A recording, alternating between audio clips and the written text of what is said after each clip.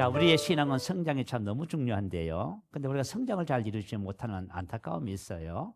그래서 저와 여러분이 영적으로, 신앙적으로 성장하기 위해서는 반드시 출발점이 되게 중요합니다.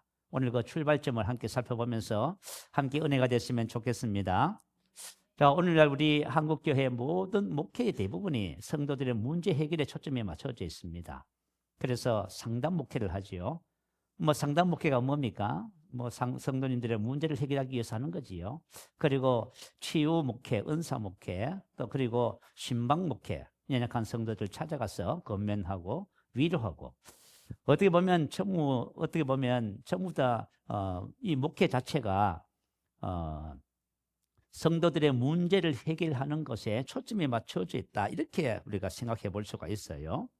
자, 이와 같은 목회는 대부분이 성도들의 문제에 매달려 있고 그 문제를 해결하는 것이 목회라고 하는 관점을 가지고 있어요. 그런데 여러분, 안타깝게도 자, 우리 목사님들이, 목회자들이 이런 목회를 뭐라고 부르는지 아세요? 좀 충격적인 얘기예요. 좀 들어봐요. 성도들의 기저귀를 갈아주는 목회.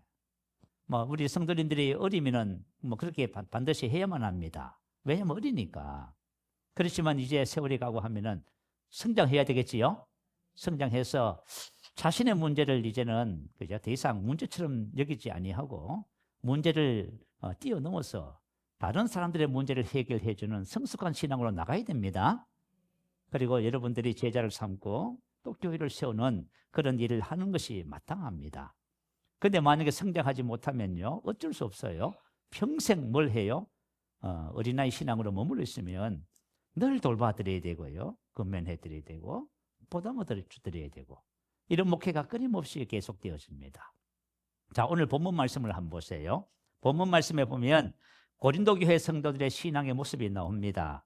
본문 1절에 보면 어린 아이들을 대함과 같이 하노라. 본문 2절에 보면 너희를 젖으로 먹이고, 이렇게 기록합니다. 고린도 교회도 상태가 어때요? 전부 어린아이 상태에 머물러 있습니다. 성장하지 않습니다. 저와 여러분이 정말 신앙에 성장하지 않다면은 여러분 지금도 갈등과 고민 속에 있을 거예요. 근데 성장했다면은 여러분이 차원이 다른 삶을 살아갈 수 있게 되겠지요. 사도행전 18장에 보면 사도 바울이 아덴을 떠나서 고린도 지역으로 전도 여행을 들어갑니다. 사도 바울은 자비랑 선교를 했어요. 텐트, 천막을 만드는 일을 했고요. 그곳에서 유대인을 만납니다. 아굴라라고 하는 천막을 만드는 영업을 하는 분을 만나요. 그 부인은 브리스길라고요. 그래서 업이 같기 때문에 그곳에 들어가서 거기서 일을 하면서 돈을 벌어서 복음 사역을 했습니다. 당연히 그곳에 머물면서 함께 생활하게 되겠지요. 그러면서 자연스럽게 복음을 전하고 그들을 말씀으로 양육을 했습니다. 그들이 되게 신앙적으로 성숙했어요. 그리고 사도 바울이 떠난 후에 얼마 후에요, 해당에서 주의 도를 열심히 배워서 가르치는 아굴라라고 하는 성경학자가 해당에서 말씀을 전하면서 예수의 도를 전했습니다.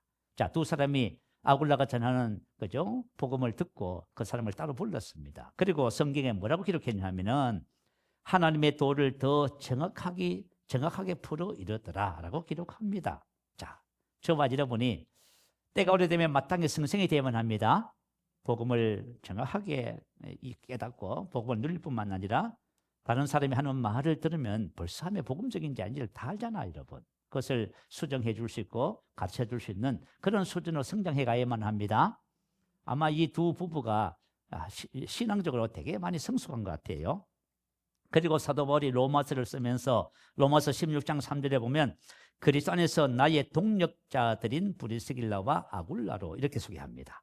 자, 드디어 두 사람이 이렇게 제자 훈련을 받고 성장해서 사도 바울의 뭐가 됐다고요? 동력자가 됐습니다. 동력자가 뭡니까? 함께 일할 수 있는 사람. 사실은 저와 여러분 같이 이렇게 신앙생활 하잖아요. 신앙의 세월이 가고 하면 사실은 저와 여러분은 동력자입니다. 늘 언제까지 말씀을 받고 어린아이 안 돼요, 여러분. 동력자가 되어지고요. 5절엔 또 어떻게 기록하냐면 또 저의 집에 있는 교회에게 문안하라. 다시 말하면 자기 집을 열어서 성도들을 섬기는 교회를 했다, 그 말이에요. 자, 우리 교회 3대 목표가 뭡니까? 첫 번째 영적 성장, 두 번째 제자 삼는 제자지요. 세 번째는 교회를 세우는 교회. 바로 브리스길라와 아굴라가 우리 교회의 3대 목표의 모범이 됩니다. 아시겠죠? 좋아지면 이렇게 성장해야만 합니다. 이런 것을 우리가 비전을 두고 오늘 성장의 첫 단추를 여는 길을 배워갑니다. 오늘 저와 여러분이 성장의 첫 단추를 정확하게 열지 않으면 평생 어린아이로 머물러 있습니다. 여러분 얼마나 안타까워요. 내가 예수를 믿고 평생 어린아이라면 어떻게 돼요? 이건 비극적인 일이에요. 비극. 이거는 교회적으로 비극이고 여러분 개인적으로도 비극이에요. 자, 오늘 어린아이 신앙에 관해서 말씀하고 있습니다. 자, 어린아이 신앙의 특징이 뭐냐 하면 본문 3절에 나와 있어요. 너희는 아직도 육신에 속한 자로다. 너희 가운데 시기와 분쟁이 있으니 어찌 육신에 속하여 사람을 따라 행함이 아니리요. 자, 이와 같은 삶을 사는 신앙인이 바로 어린아이다라고 하는 말씀입니다. 원래 사도 바울은 고린도교회 전서를 쓰면서 처음에 칭찬으로 시작합니다. 고린도전서 1장 5절에 보면 무엇을 칭찬하냐면요, 그리스도 안에 있는 모든 은변과 지식의 풍족함. 다시 말하면 신앙생활 좀 오래 하면 여러분 어떠세요?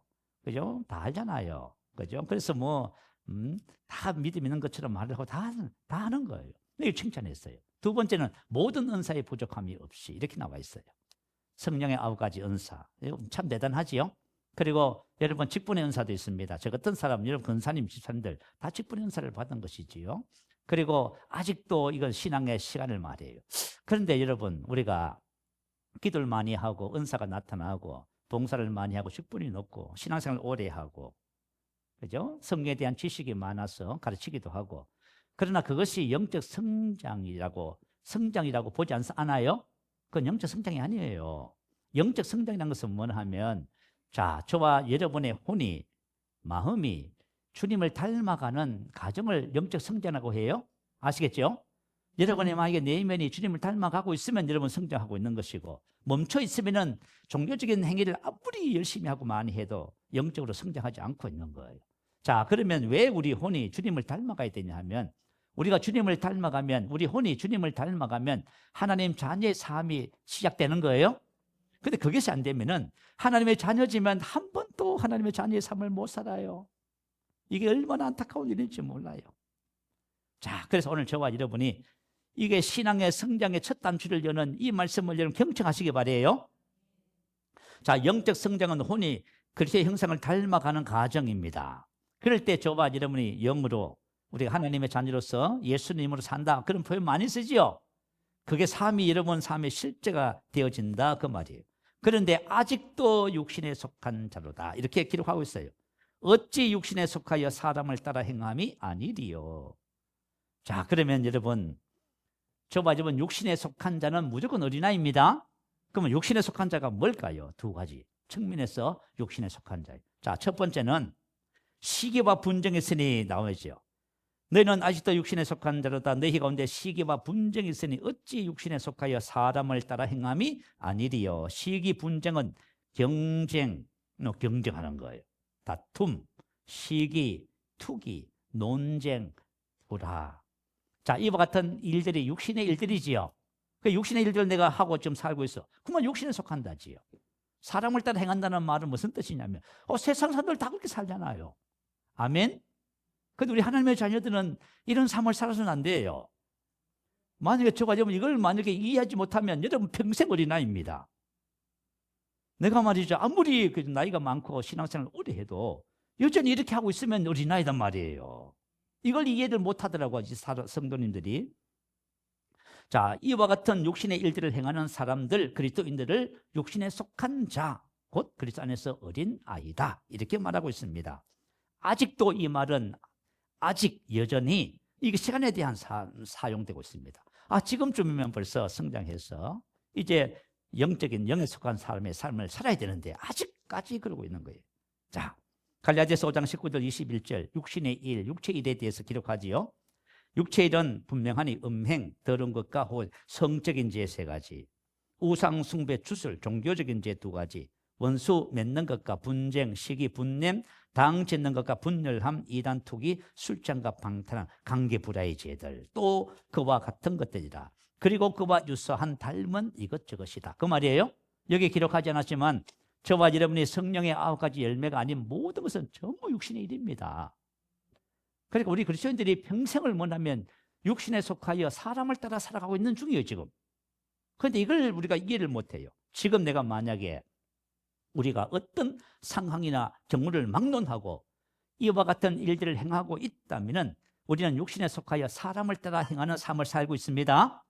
이거는 자녀의 삶이 아니에요. 이건 어린아이의 삶이에요. 우리가 자녀의 삶을 배워서 이제 성장해 가잖아요. 자, 우리 그리스도인들이 두 가지 그죠? 착각에 빠졌어요. 첫 번째는 뭐냐 하면 기도 많이 하고 신학을 공부하고 그죠? 직분이 높아지고 또 은사가 나타나고 뭔가 이렇게 하면은 자기가 스스로 생각해요. 스스로 나는 참 믿음이 좋구나. 나는 성숙했다. 이렇게 생각해요.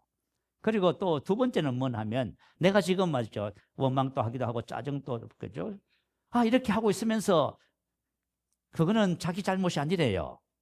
자기 잘못이 아니고 상황이 그래서 저 사람 때문에 이렇게 생각해요. 그렇지만 육신에 속하여 사람을 따라 행하는 어린아이입니다. 이 두 가지를 몰라요. 이 함정에 빠진 거예요. 함정에 뭔가가 지금 몰라요. 그래서 이와 같은 신앙을 죄에서 아직까지 벗어나지 못한 신앙. 육신의 일, 육체의 일은 다 전부 다 죄입니다. 그 못 벗어나요. 그래서 예수 믿는 성도들이 평생 죄에서 못 벗어나요. 그런데 로마서 6장 16절은 뭐라고 하냐면은 죄의 종으로 사망에 이르고. 그러면 죄의 종이랍니다. 내가 만약에 불평하고 있어. 원망하고 있어. 그게 뭐예요? 죄의 종이지요. 그래서 결과가 뭐지요? 사망에 이르는 거예요. 우리가 인생의 삶을 살면서 하나님의 자녀로서 생명과 평안이 풀어져서 정말 복된 삶을 살아야 되는데 우리 인생의 삶의 사망이라고 하는 율법의 저주가 끝나지 않는 거예요. 아시겠죠? 끝나지. 문제 해결을 아무리 해보세요. 내가 육신에 속하여 사망을 풀어내는데 문제 해결되겠어? 안 돼요.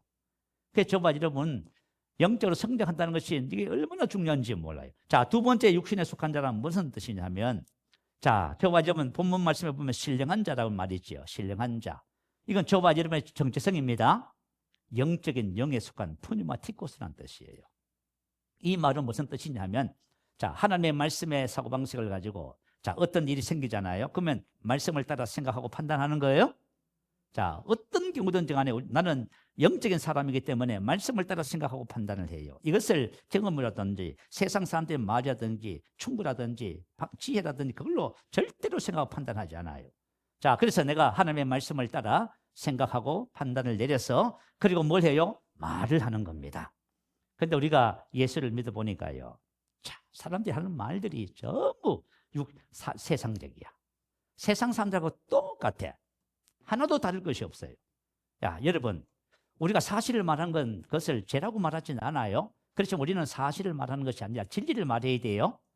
진리를 말해야 사실을 변화시킬 수가 있지요. 사실을 계속 말하고 있으니까 사실이 나를 지배해서 내가 고생하고 있는 거예요. 저와 여러분이 진리를 말하기 시작하면 사실을 변화시킬 수 있는 거예요. 자, 그럼 뭐 영에 속한 사람은 뭐냐 하면 하나님의 말씀에 변화된 생각을 가지고요. 말씀에 따라 생각하고 판단하면서 말씀으로 믿음을 풀어내는 거. 그리고 말씀을 따라 행하는 것입니다. 이렇게 사는 것이 하나님 자녀의 정상적인 삶이에요.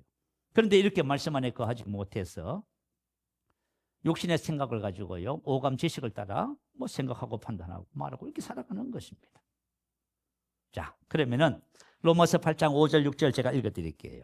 육신을 따르는 자는 육신의 일을, 영을 따르는 자는 영의 일을 생각하나니. 자, 내가 만약에 내가 예수를 믿고 자, 영에 속한 거듭난 하나님의 자녀가 됐다는 사실을 내가 몰라. 그래가지고 평생 동안 뭐 하면 육신을 따라 살아요. 감각을 따라서 생각하고 말하고. 이게 바로 육신을 따르는 자예요. 영을 따른다는 것은 뭐냐면 나의 정체성을 알고 내가 말씀을 고백하고 변화된 생각을 가지고 말씀을 따라 살아가는 거예요. 자, 그러면은 육신의 생각은 사망이요 봐요. 우리 그리스도인들이 왜 인생의 삶에서 문제가 해결 안 되냐는 거예요. 기도 열심히 해가지고 문제를 해결하면 또 조금만 있으면 다시 그 문제 빠지네. 근본적인 해결이 안 돼요. 육신의 생각은 뭐라고요? 봐요, 내 생각이 나의 삶의 사망을 만들어내잖아. 자, 저봐 여러분 생각이 우리 인생의 삶의 결정을 내는 거예요. 육신의 생각은 사망이에요. 영의 생각은 생명과 평안. 참 놀랍지 않습니까? 자, 이제 그러면 우리가 육신을 따라 살 때 우리 삶에 어떤 일이 벌어지는지를 진리의 말씀을 통해서 살펴보겠습니다. 자, 내가 만약에 이렇게 육신의 사고방식을 가지고 육체의 이의를 따라서 살아가는 영적으로는 어린아이의 신앙이에요. 자, 그러면 내가 나의 삶에 어떤 일이 벌어지냐면 사망의 세력을 잡은 자인 마귀의 영향력에서 벗어나지 못해요. 자, 우리 그리스도인들은 죄에서, 율법의 저주에서 다 해방된 사람들이죠. 하나님이 주신 자유와 은혜와 생명을 누리면서 이 땅의 왕 같은 제사장으로 살아가도록 우리를 부르셨잖아요. 그런데 한 번도 이렇게 못 살아. 근데 뭐냐면 우리 삶 속에 계속 그죠? 마귀의 영향력이 계속 나타나는 거예요. 그게 고통을 당하는 거예요. 자, 그러면은 마귀가 나의 삶에 왜 영향력을 행사할 수 있냐 하면은 내용은 간단해요. 자, 에베소서 4장 26절 27절. 분을 내어도 죄를 씻지 말며 해가 지도록 분을 품지 말고 마귀에게 틈을 주지 말라. 자, 분을 내는 것은 죄입니다. 근데 사람들은 분을 품어요. 미움을 품고 원망을 품어.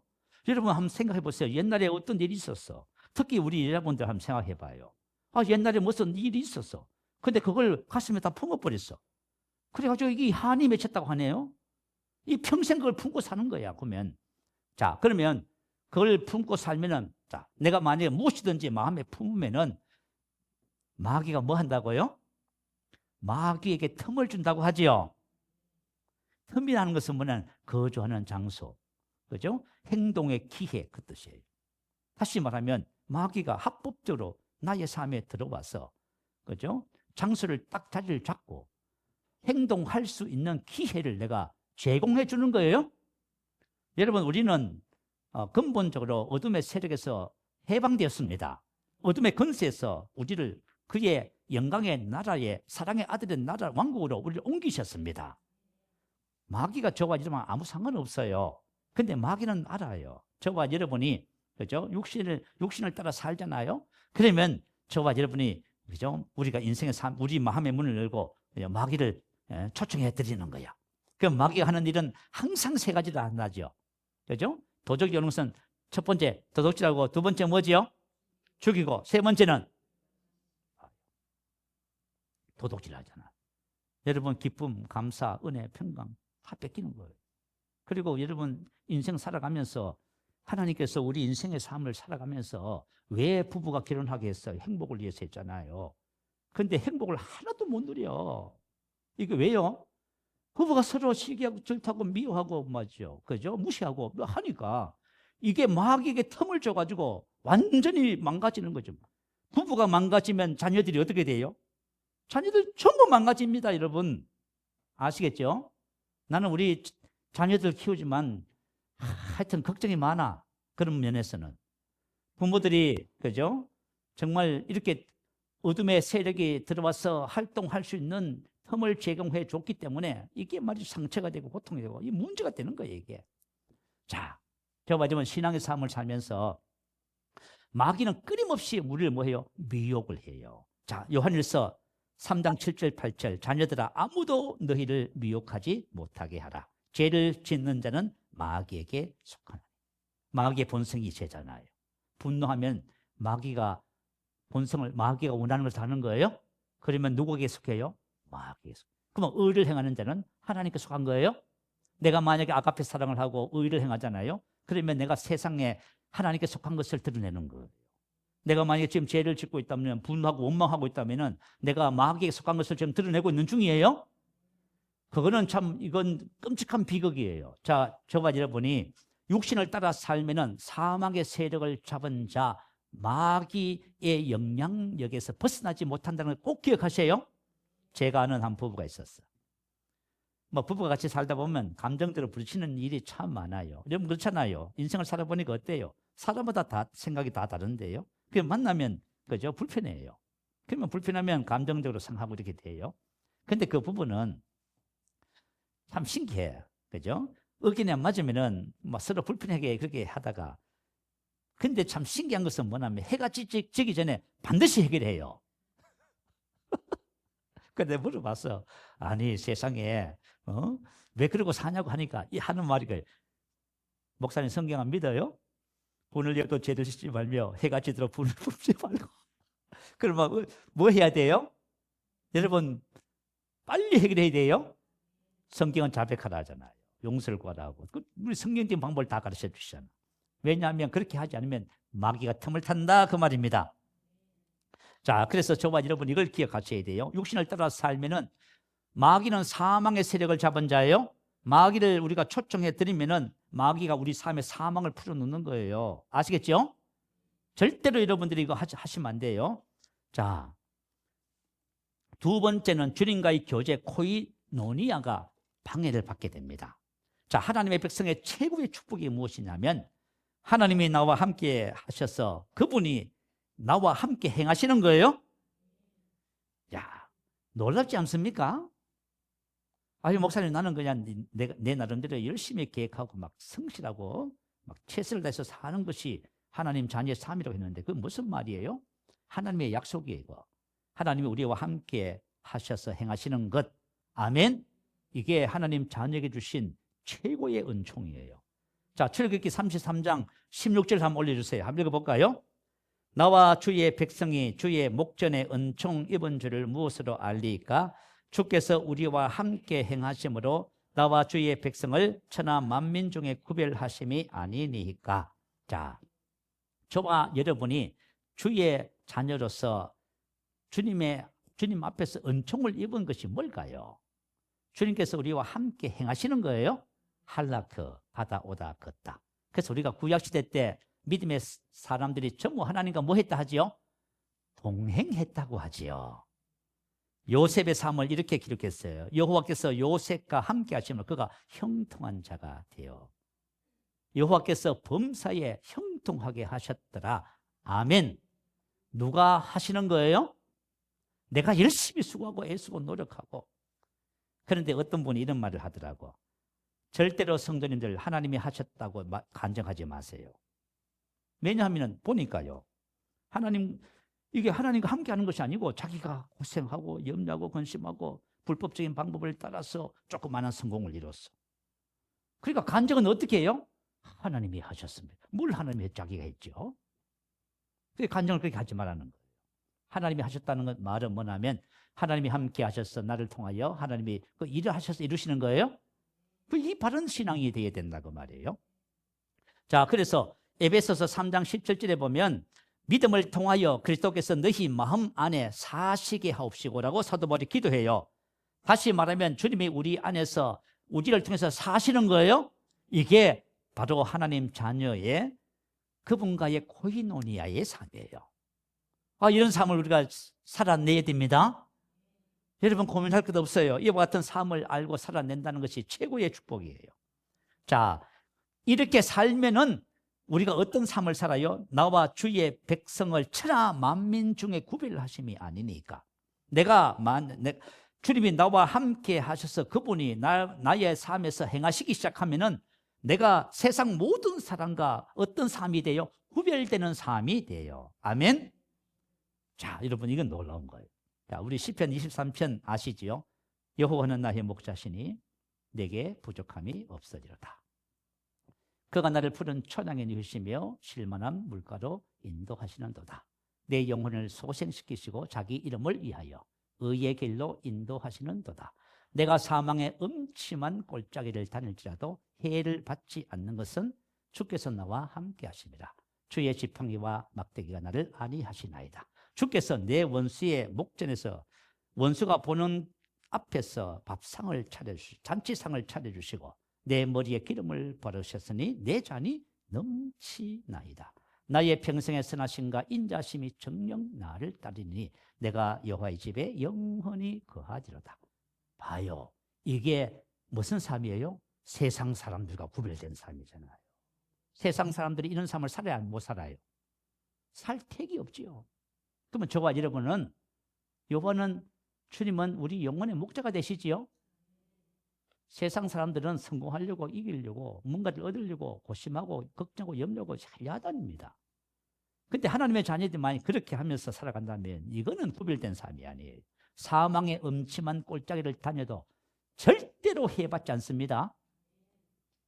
저와 여러분이 다윗이 시편 23편을 쓰면서 자, 하나님이 함께 하셔서 자, 하나님께서 당신의 힘으로 나에게 허리에 띠를 띄우시고 나의 길을 완전케 하시나이다 하고 고백하면서 세상 사람들이 이해하지 못한 삶을 살았어요. 그게 뭐지요? 구별된 삶. 아멘. 여러분이 저와 여러분 그렇게 사는 거예요. 하나님께서 우리에게 주신 은총이에요, 이게. 이 구별된 삶. 그래서 저와 여러분 이 세상에 빛이라고 하잖아요. 빛의 삶, 구별된 삶입니다. 세상 사람은 다 어둠입니다. 여러분 세상 사람이 다 어둡다고 해가지고 여러분이 그죠? 비난하고 할 것 하나도 없어요. 원래 세상은 그래요. 어둠에 있어요. 그러니까 저와 여러분 빛이지요. 생명의 빛을 가졌잖아요. 그러니까 저와 여러분 생명의 빛을 가졌으면 어둠을 밝혀줘야 되지요. 그런데 저와 여러분이 어둠을 비난하고, 그죠? 어둠을 미워하고 할 이유가 없어요. 이게 무슨 삶이지요? 구별된 삶이라는 거예요.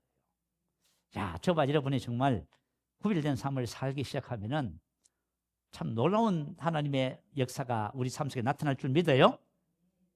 자, 이와 같이 이렇게 약속하신 삶을 사는 비결이 뭐냐면 거룩함이라고 성경 기록해요. 고린도후서 7장 1절을 기록할게요. 그런즉 사랑하는 자들아 이 약속을 가진 우리는, 자, 이 약속을 가진 거예요. 하나님이 우리와 함께 행하시는 것, 이게 우리가 받은 은총이에요. 우리가 이런 삶을 살 때 완전 세상 사람하고는 구별된 삶, 세상이 도대체 이해가 안 되는 거야. 지금 저 사람이 망했는데 감사하고 기뻐하네. 이제 돌았나? 참, 야, 어떤 사람 그러더라고. 저 사람이 지금 문제 속에 있는데 늘 감사하고. 그래서 나 참 이상해서 그분을 한번 살펴봤대. 그러니까 예수 믿더래. 자기도 예수 믿게 됐다 하더라고. 저와 여러분이 구별됨이라는 것은 뭐냐면 세상이 이해할 수 없는 삶이에요. 자, 이 약속을 우리 가지고 있어요. 자, 이 약속을 가진 우리는 하나님을 두려워하는 가운데서 거룩함을 온전히 이루어 육과 영의 온갖 더러운 것에서 자신을 깨끗하게 하자. 사르크스. 우리 속에 있는 미움식이 질투 더러움, 육신의 생각들이죠, 그죠? 그거 깨끗하게 하자는 거예요. 왜냐하면 그것 때문에 안 되는 거예요. 그것 때문에. 그것이 있기 때문에 주님이 우리와 함께 행할 수가 없어요. 자, 주님과의 교제, 코이노니아 하나됨의 삶 속에는 반드시 주님의 음성을 듣는 것이 있어요. 사람들은 주님의 음성을 듣기를 원하잖아요. 근데 잘 못 듣잖아요. 왜 그런지를 우리가 한번 살펴봐야 돼요. 자, 은퇴하신 80세 이승구 목사님의 이야기예요. 이분이 목회를 50년을 하셨대. 돌아가시기 일주일 전에 후배 목사님에게 병원에서 전화를 했어요. 그죠? 좀 급히 좀 오라고. 그리고 그 후배 목사님에게 하나님의 음성을 듣는 비밀을 말씀해 주셨다고 합니다.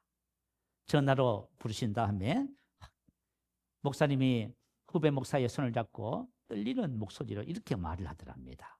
내가 50년 목회하면서 가장 후회되는 게 있네. 목사님 뭡니까? 하나님의 음성을 듣는 법이야. 나도 1년 전에야 알았다고 그렇게 말씀을 하시더래요.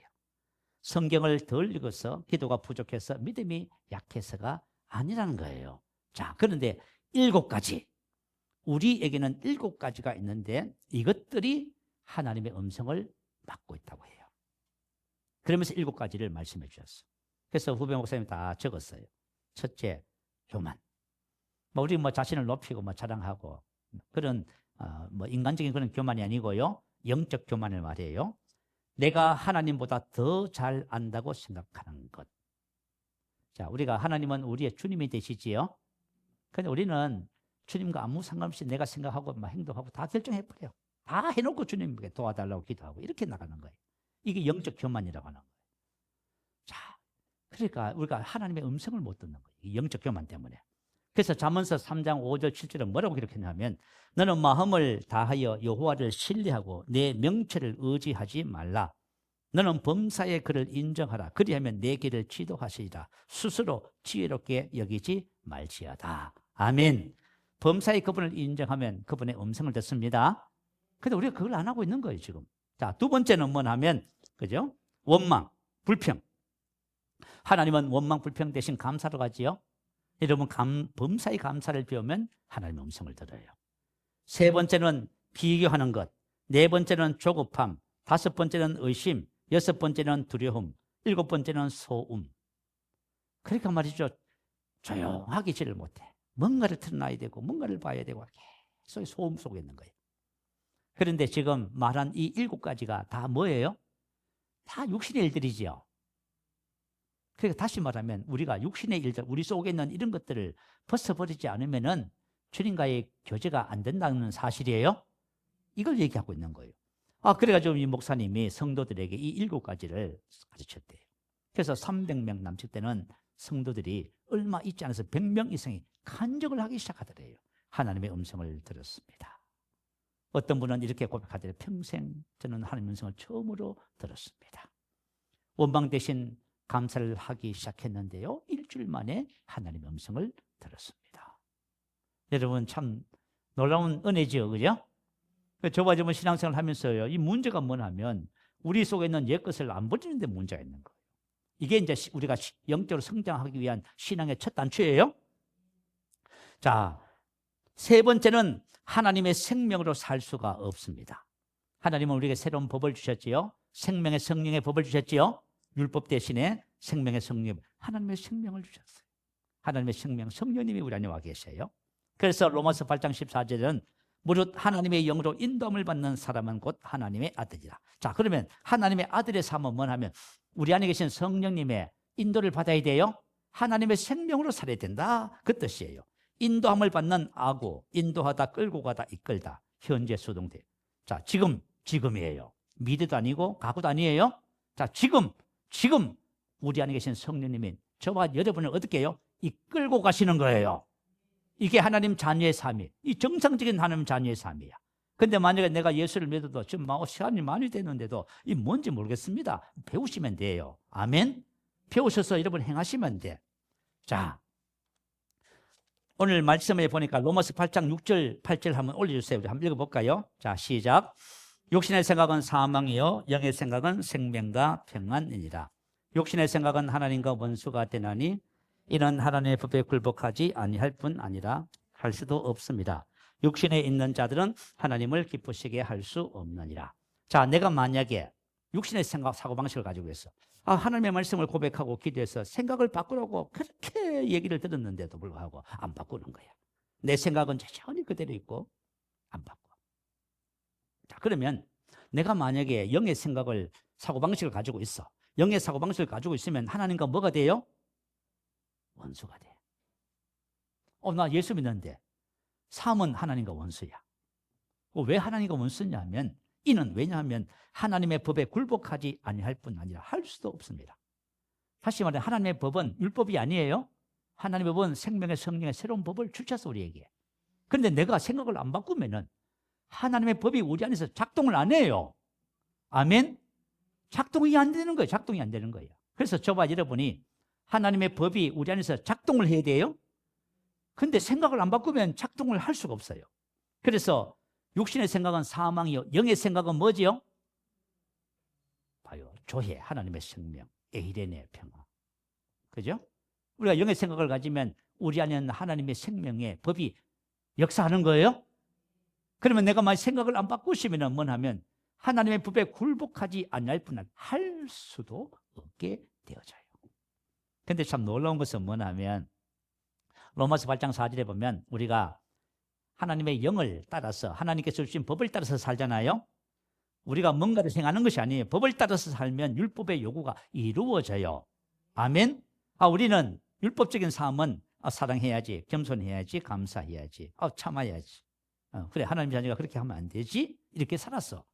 그런데 하나님의 법은 뭐냐면 내가 하나님의 법을 따라가니까 법으로 말미암아 사랑하게 되고 기뻐하게 되고 감사하게 되고 율법에 요구하는 모든 것들이 다 이루어지는 삶을 살게 됐다, 그 말이에요. 그래서 이것을 가지고 자유인의 삶이라고 하는 거예요. 혹시 여러분들이 복음을 몰라서 지금 신앙생활을 하고 계시면 여러분 전부 짐입니다. 뭐 하세요, 이거 하세요, 저거 하세요. 전부 짐을 지고. 그러니까 직분이 높은 사람, 교회에서 충성하는 사람은 전부 짐을 지고 사는 거예요. 왜냐하면 이게 복음적으로 살지 못하고 율법적으로 살거든. 자, 수하고 무거운 짐을 가지고 계신 분은 반드시 저하고 상담을 하셔야 돼요. 네. 여러분 고통받지 마시고 왜 고통을 받아요? 아멘. 자, 성장의 비밀. 여러분 성장이 어려운 것이 아니에요. 제가 깨달은 성장의 비밀은 첫 단추를 정확하게 딱 끼는 거야. 요것 하나 딱 아는 거예요. 요거 하나만 딱 깨달으면 여러분 그때부터 성장하기 시작해요. 어린아이 신앙에서 벗어나서 청년의 신앙, 그죠? 세상을 이기고 영으로 기능하는 삶을 살기 위해서는 뭘 알아야 되냐면 자신의 정체성을 아는 것이 출발점인가요? 자신의 정체성. 자, 오늘 또 나는 그리스도 안에서 누구인지 압니다라고 고백했지요. 그죠? 자, 사람은 자신이 어떤 존재인가를 알 때 그렇게 살아가게 되어 있어요. 여러분 정체성의 혼란 들어보셨지요? 자, 우리가 태어나면 정체성은 성에 대한 성별에 대한 자기 의식을 말을 해요. 내가 태어나니까 남자로 태어났어. 나는 그만 평생 뭐로 살아요? 남자로 살아요. 그런데 여러분 여자로 태어났어. 그러면 평생 뭐로 살아요? 여자로 살아요. 그럼 남자인 내가 머리를 길게 하고 원피스를 입고 다니면 부끄러워요, 안 부끄러워요? 만약에 오늘 아침에 사모님이 저에게 목사님 오늘 원피스 입고 나가세요. 그러면 제가 원피스 입고 나와야 안 나와요? 절대로 안 나옵니다. 왜요? 내가 남자인데? 그런데 정체성의 혼란이 생겼어. 내가 남자예요. 난 여자라고 생각하는 거예요. 그러니까 남자인데 여자가 되려고 노력하는 거예요, 지금 내가. 그래서 지금 뭐 해요? 여자가 되려면 목소리, 그 피부, 여성 호르몬 그 주사를 맞아야 되는 거예요. 그리고 또 뭘 해야 돼요? 뭘 해야 되냐면 또, 그죠? 내가 여자를 만나서 결혼하고 해야 되는데 남자를 내가 좋아하네? 그러면 내가 여자 역할을 하자면 뭘 해야 돼요? 성전환 수술을 해야 되네? 평생을 이렇게 사는 거야. 자, 내가 여자라고 쳐요. 그럼 내가 남자라고 생각하는 거야. 이거 참 곤란해요. 너무너무 안타까워요. 자, 저와 여러분 예수 믿으면 정체성이 바뀌는 거예요? 이것만 정확하게 딱 알면은요, 여러분이 변화된 삶을 살아요. 이건 놀라운 거예요. 자, 우리 그리스도인의 정체성은 육에서 영으로 옮겨지는 거예요.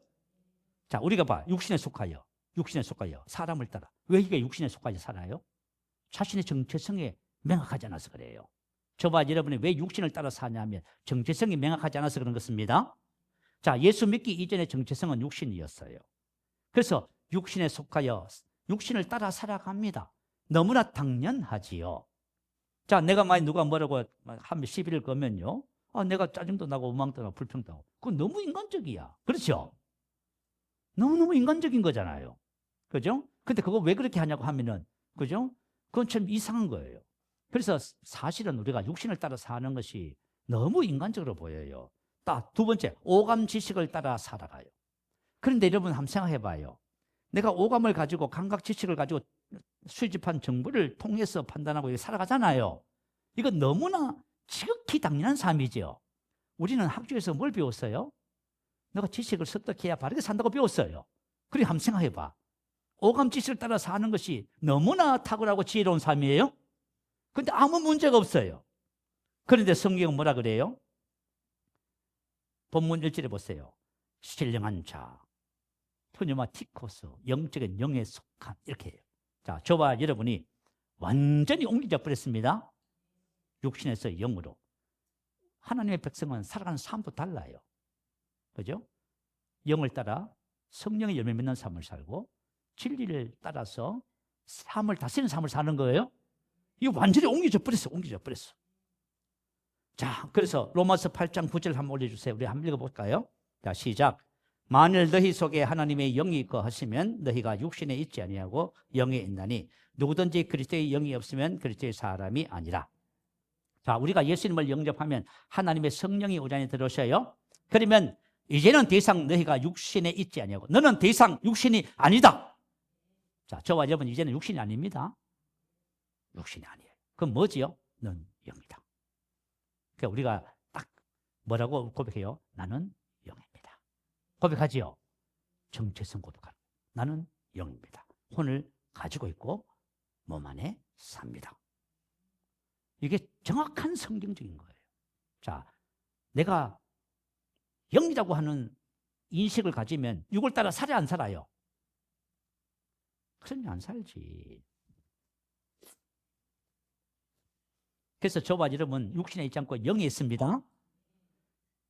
우리 안에 하나님의 성령이 가시면 이전 것은 지나갔으니 보라 새 것이 되었습니다. 이전 것은 십자가에 못 박혀서 죽었습니다. 근데 감각적으로는 안 죽었어. 그죠? 감각적으로는 여전히, 그죠? 미워하고 시기하고 질투하고. 그런데 진리는 뭐라 해요? 옛사람은 예수와 함께 십자가에 못 박혔다. 죽었다. 그러면 우리가 뭐라고 말해야 돼요? 짜증이 나면 죽었다고 말해야죠. 짜증이 나면 죽었다고 말을 하셔야 됩니다. 그리고 새로운 영을 따라서 나는 이런 사람이라고 말을 하셔야 됩니다. 자, 보라, 새 것이 됐다고 해요. 그래서 함께 다시 생명을 얻었어요. 근데 감각적으로는 전혀 새롭지 않아. 그죠? 인식을 못 해요. 자, 여러분, 인식의 중요성에 대해서 우리 하고 기도하십시다. 여러분, 인식이 왜 중요하냐면, 인식은 대상을 아는 일을 말해요. 사전적인 의미예요. 그래서 무엇을 안다는 것을 나타내는 포괄적 용어. 근데 심리학에서는 이 인식을 인지로 번역을 해요. 인지. 그래서 인지 심리학이 있어. 그리고 임지 기능이 있고요. 인지 기능이 있고 그래요.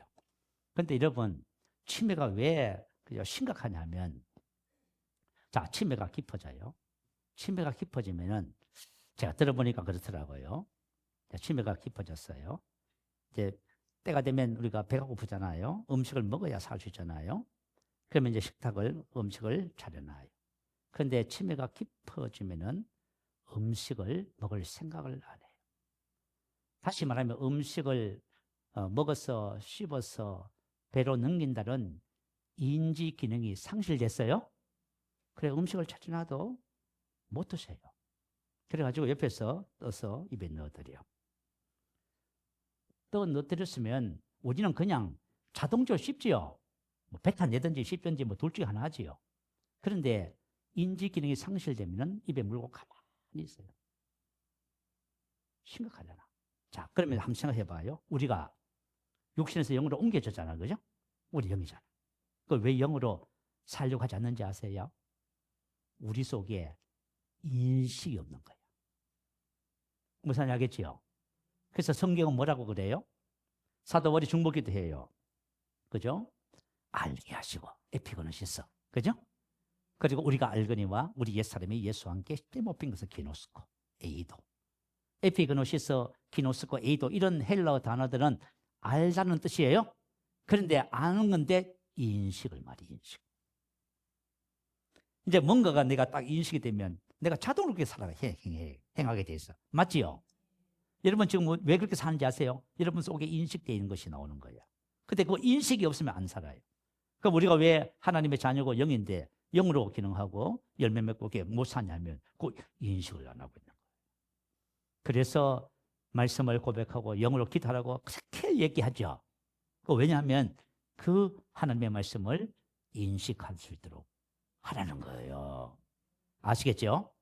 그러면 저와 여러분 삶이 달라져요. 내가 그런 거잖아요. 내가 만약 어떤 문제가 있어. 그 자꾸 문제만 인식하고 있어. 그 문제에서 못 벗어나는 거예요. 우리는 문제를 인식하지 않고 문제하고 반대되는 진리를 인식해요.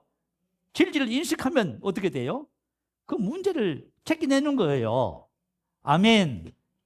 그래서 여러분 인지 이거 너무너무 중요한 거예요, 여러분. 그래서 여러분 신앙생활 하면서요. 아침에 눈을 딱 뜨는 순간 나는 영입니다. 혼을 가지고 있고 몸 안에 삽니다.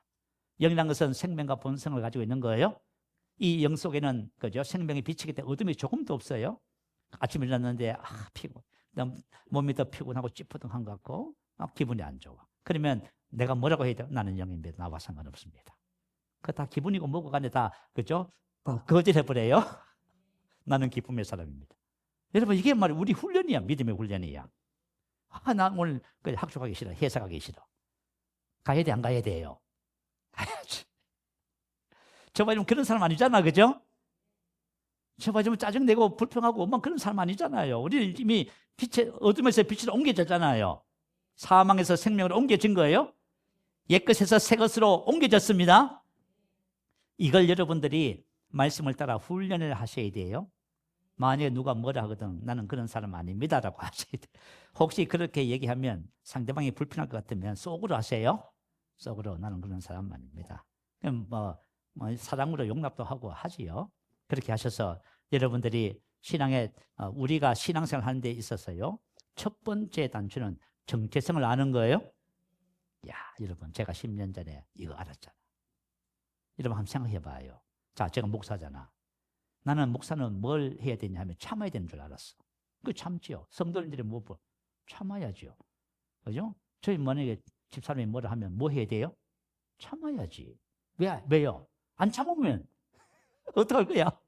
안 참으면 이거 큰일 납니다. 그 참는 거야. 난 참는 게 그 대수인 줄 알았어. 참으면 큰일 나요.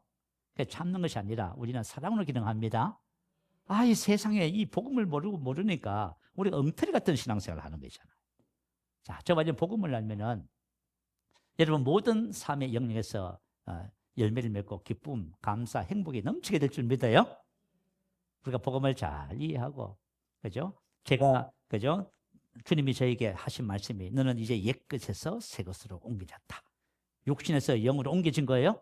이걸 딱 아니까요. 끝났어, 과거는. 옛날 것은. 기질도 성격도 다 끝났어. 그래야 그거 다 부인하는 거예요. 야, 너무너무 감사가 넘쳐요. 여러분들이 한 주간 신앙생활 하면서요. 아침에 눈을 뜨면서부터 여러분의 정체성을 고백하셔요. 기도하시고. 여러분에게 하나님이 그러실 거예요. 너는 이제 옛것에서 새것으로 옮겨졌다. 넌 영이야. 너의 질병은 너 것이 아니야. 가난, 불평, 그죠? 그 성격적인 그게 뭐나 그 안 좋은 기질들 너 아니야. 라고 말해 주실 거예요. 우리가 주 안에서 자유함을 누리는 복된 삶을 삽니다. 자, 우리의 말씀을 생각하면서 할렐루야 한번 크게 부르시고 기도합니다. 할렐루야.